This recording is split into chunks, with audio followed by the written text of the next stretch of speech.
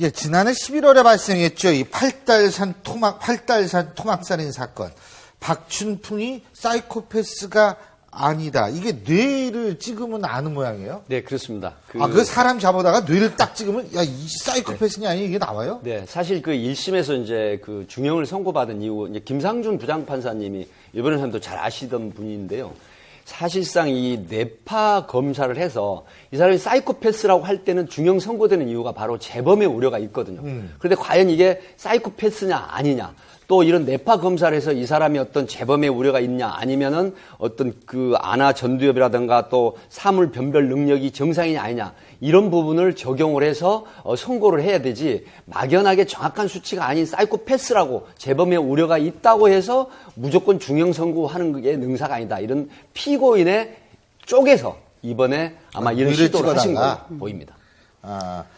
근데 결국 이제 아니다 이런 건데, 이게 그렇습니다. 우리나라 사법사상 처음이라고 그러더라고요. 김상준 부장판사가 이런 부분에 대해서 아주 관심이 많은 사람입니다.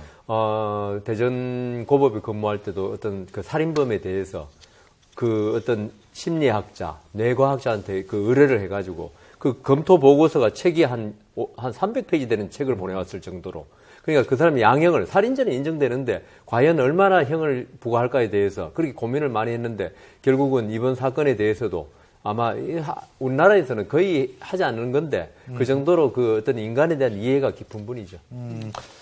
예. 네, 그게 이제 fMRI라고 하는 건데요. 그건 이제 심리학 분야에서는 보통 많이 사용하는 거예요. 뇌가 A라는 지점에서 B라는 지점, 이 상태를 어떻게 변화했는가를 확인하는 가장 대표적인 장치인데, 이걸 범죄에 이제 활용을 한 거죠. 범죄 분석과 이런 데 활용한 거라, 그건 굉장히 고무적이라고 보고, 그런데 이 사람이 어쨌든 사이코패스가 아니라고 판정이 났잖아요. 그럼 도대체 왜 이런 일이 벌어지는가? 그러니까 기본적으로 그 박춘풍이 여러 번의 사건 사고를 겪었다 그래요. 그게 바로 뭐냐면, 어려서는 이제 넘어져가지고 눈을 다쳤는데, 사실 눈이라는 게 우리 뇌의 일부거든요. 그래서 앞쪽을 다쳤기 때문에 주로 우리가 알고 있는 분노를 통제하는 그 기전은 다 암접, 전전두엽에 있어요. 이 전전두엽의 문제가 단순히 어렸을 때 다쳤다고 다 생기는 건 아니지만, 여기 다친 데다가 또 4년 전에 공사장에서 떨어져가지고 또 다치고요. 또 한 번 또 다치는 일이 있었던 것 같아요.